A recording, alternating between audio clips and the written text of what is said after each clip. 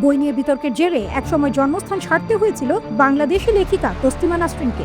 ভারতের পশ্চিমবঙ্গের কলকাতায় আশ্রয় নিয়েছিলেন তিনি। তবে 18 বছর আগে এখানেও একটি বইয়ের জন্য চরম বিতর্কের মুখে পড়তে হয় সেই লেখিকাকে। এরপর 2007 সালে কলকাতাও ছাড়তে হয় তাকে। আপাতত দিল্লিতে রয়েছেন সেই বাঙালি লেখিকা। এবার তাকে কলকাতায় ফেরানোর দাবি তুললেন ভারতের রাজ্যসভার বিজেপি সংসদ সদস্য শ্রমিক ভট্টাচার্য।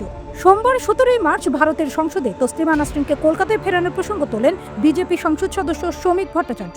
তার আর্জি, উপযুক্ত নিরাপত্তা দিয়ে তসলিমা নাসরিনকে পশ্চিমবঙ্গে ফেরানো হোক।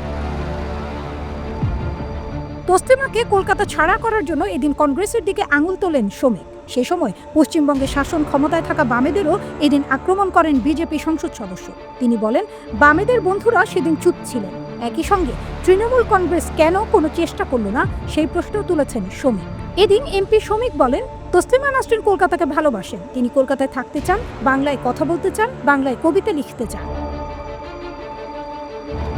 গত বছরের জুলাই মাসে ভারতে থাকা রেসিডেন্ট পারমিট শেষ হয়ে যায় তসলিমা নাসরিনের। পরে মেয়াদ বাড়ানোর আবেদন জানিয়ে তসলিমা কেন্দ্রীয় স্বরাষ্ট্রমন্ত্রী অমিত শাহের দ্বারস্থ হন। সেই দাবি মেনে রেসিডেন্ট পারমিটের মেয়াদ বাড়িয়ে দেওয়া হয়। তবে 2007 সালের পর আর কলকাতায় ফেরা হয়নি তসলিমার। তার লেখা দ্বিখণ্ডিত বইটি নিয়ে সেই সময় তৈরি হয় বিতর্ক। তার জেরেই তসলিমার বিরুদ্ধে বিক্ষোভ হয় পশ্চিমবঙ্গে।